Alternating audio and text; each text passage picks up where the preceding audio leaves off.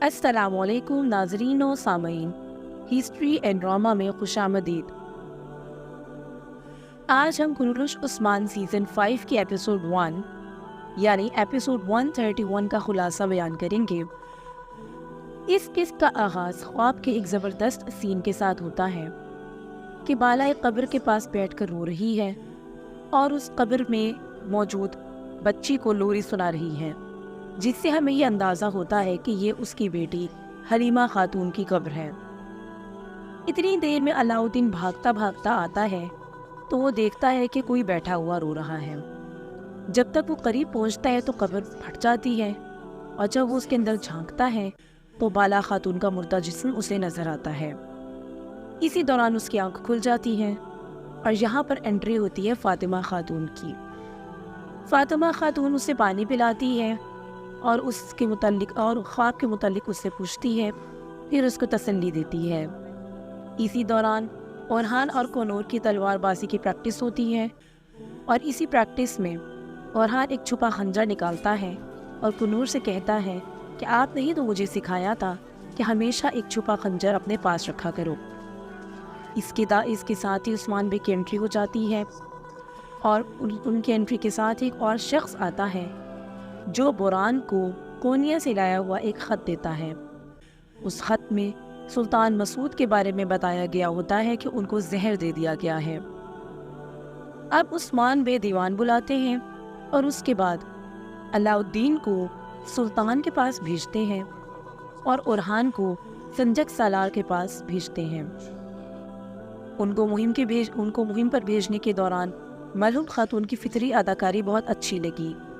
بچوں کے حوالے سے ان کا فکر مندانہ رویہ۔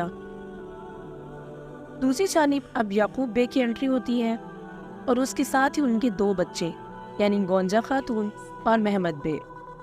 اسی دوران یعقوب بے پر قاتلانہ حملہ ہو جاتا ہے، اور جب حملہ آور کو پکڑا جاتا ہے تو اس کے پاس ایک کائی قبیلے کے نشان والا خنجر نکلتا ہے، جس سے وہ سمجھتے ہیں کہ یہ حملہ عثمان بے کی جانب سے ہوا ہے۔ محمد بے جذباتی ہو جاتے ہیں، لیکن یعقوب بے یہاں پر اپنا سیاسی داؤ چلتے ہیں اور وہ چاہتے ہیں کہ ہم عثمان کا اعتبار ختم کر ڈالیں۔ اسی دوران ریمس کی انٹری ہوتی ہے، جس کو ریموس بھی کہا جاتا ہے، اور ریموس کو عثمان تک پہنچایا جاتا ہے، اور یہ بتایا جاتا ہے ریموس کے ذریعے یہ بتایا جاتا ہے کہ چارکتائے لیف کے قلعے میں قید ہے۔ اسی دوران چارکتائے کا حال دکھایا جاتا ہے، اور چارکتائے کو اس حال میں دیکھ کر بے ساختہ ڈاکٹر عافیہ صدیقی کی یاد بھی آ جاتی ہے ہمیں کہ وہ بھی اسی طرح گزشتہ 20 برس سے اغیار کی قید میں ہے۔ اس سیزن میں چارکتائی کے بیٹے کو بھی دکھایا گیا، جس کا نام بھی چارکتائی رکھا گیا ہے۔ اسی دوران بالا خاتون کی بیماری، جس سے پتہ چلتا ہے کہ انہیں ٹی بی جیسا کوئی مرض لاحق ہے، دکھائی جاتی ہے۔ پھر علاء الدین کی سلطان کے محل میں آمد ہو جاتی ہے، اور ساتھ ہی گونجا خاتون بھی آ جاتی ہیں۔ یعقوب بے کے توسط سے گونجا خاتون کو محل کے اندر اور اس کے بعد سلطان کے کمرے تک رسائی حاصل ہو جاتی ہے۔ اسی دوران وہ سلطان مسعود کی مہر استعمال کرتی ہے، اور اس کے بعد فرمان پر سند حاصل کر لیتی ہے کہ سلطان مسعود کے بعد اگلا سلطان جرمیہ قبیلے کے سردار یعقوب بے ہوں گے۔ اس دوران علاء الدین بھی کمرے میں پہنچ جاتے ہیں اور سلطان کو اٹھاتے ہیں۔ سلطان مسعود اسے ایک خزانے کا نقشہ دیتے ہیں جو منگولوں سے چھپا کر رکھا گیا تھا۔ یہ بات گونجا خاتون کو معلوم ہو جاتی ہے، اور وہ اس نقشے کو مختلف چالوں سے حاصل کرنے کی کوشش کرتی ہیں۔ دوسری جانب اب ہم اورہان کی طرف دیکھیں تو وہ سنجق سالار سے ملتے ہیں اور انہیں اپنی طرف آنے کے لیے قائل کرتے ہیں۔ تاہم سنجق سالار اورہان بے سے پوچھتے ہیں کہ وہ کس کام میں مہارت حاصل رکھتے ہیں، جس کے جواب میں اورہان بے کہتے ہیں کہ میں میدان میں آپ کو اپنی مہارت دکھاؤں گا کہ اچانک بغل بجتا ہے، اور انہیں پتہ چلتا ہے کہ ایک بازنطینی قافلہ آ رہا ہے۔ سنجق سالار اورہان کو اس پر حملہ کرنے کا کہتے ہیں۔ اورہان اور سنجق سالار مل کر اس قافلے کے اوپر حملہ کرتے ہیں اور اس قافلے کو لوٹ لیتے ہیں۔ تب اسے پتہ چلتا ہے کہ وہ قافلہ تو غول و فرا کا تھا۔ اب سنجق سالار کہتے ہیں کہ یہ تمام مال ہمارا ہے، تو اورہان کہتا ہے کہ تم غول و فرا کو چھوڑ دو۔ سنجق سالار کہتے ہیں کہ تم ہمیں سونا لا دو۔ اورہان حامی بھر لیتا ہے۔ اور صبح تک کی مہلت لیتا ہے۔ اسی دوران وہ ہولو فرا کو سنجق سالار کی قید میں دے دیتا ہے اور واپسی پر سرائے میں اس کی ملاقات محمد بے سے ہو جاتی ہے۔ محمد بے کو سنجق سالار کے ہی ایک بندے آچما شاہ کے ذریعے اورہان کی سنجق سالار کے ساتھ ڈیل کرنے کی اطلاع مل چکی تھی اور اورہان اور محمد بے میں اسی دوران تلخ جملوں کا تبادلہ ہوتا ہے۔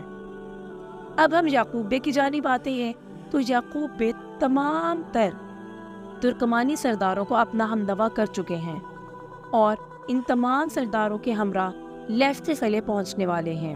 اسی دوران دوسری طرف ایک نئے بازنطینی کمانڈر وسیلیوس کی انٹری ہوتی ہے اور یہ وہی شخص ہوتا ہے جس نے عثمان بے کو سلطان مسعود کو زہر دیے جانے کی اطلاع دی تھی۔